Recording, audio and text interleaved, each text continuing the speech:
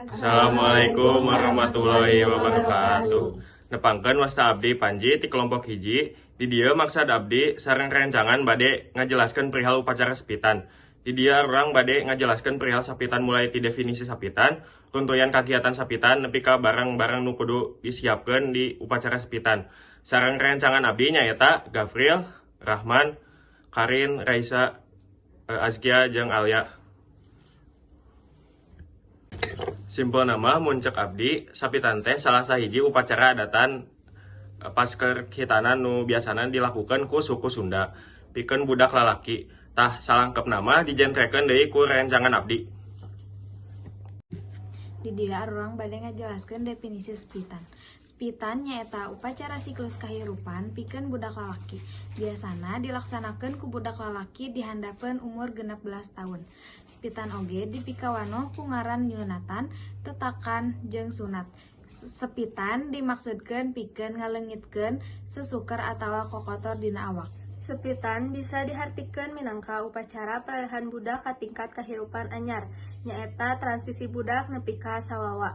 Kukituna upacara sapitan dilaksanakeun nepi ka budak umur 10 sampai 16 tahun atawa samemeh budakna geus gede.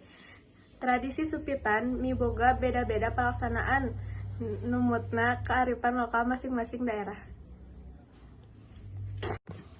Di dia abdi bade ngajelaskeun runtuyan kegiatan upacara sapitan ti kulawarga Rembung nepi ka Sinoman.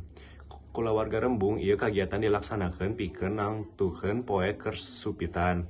Biasana make weton atawa poe alus anu dibikeun ku sesepuh. 2. Ruangan nyaeta kagiatan gotong royong anu dilaksanakeun ku masyarakat sacara babarengan pikeun mantuan naon wae anu dibutuhkeun ku nu boga pangabutuh. 3.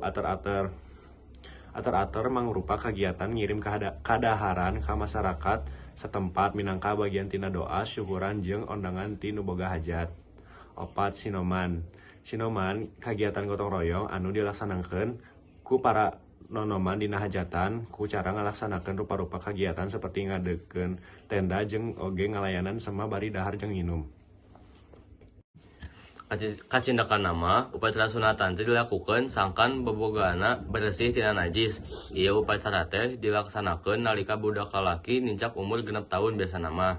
Anu sok nyunatan budak eta teh biasa disebut bengkong atawa paraji sunat. Hatur nuhun kana perhatosanana. Sim kuring sareng rencangan nyuwunkeun dihapunten bilih aya kalepatan dina video ieu. Wassalamualaikum warahmatullahi wabarakatuh.